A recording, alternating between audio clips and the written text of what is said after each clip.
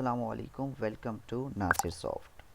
In this video I am going to show you how you can fix this type of error. For example, this is I am importing the CV2, and when I install the package CV2, okay, so it shows me the error, and the error detail is could not find a version that satisfy the requirement CV2 from version, okay, error no matching distribution font from CV2. So this type of error.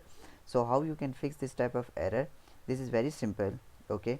So you can fix this through a command line. For example, if I go to the command that is inside the terminal, okay, here we write a command. You need to write a command for fixing this type of error. So here write the command, that is pip install OpenCV, okay, and hyphen Python. Press enter.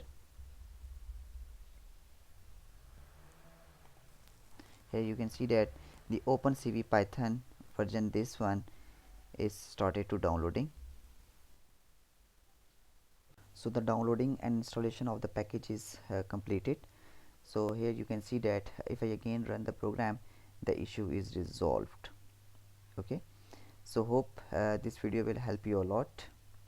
If you have any question regarding to this topic, you can go to the video description question link, okay. Question link is mentioned in video description link.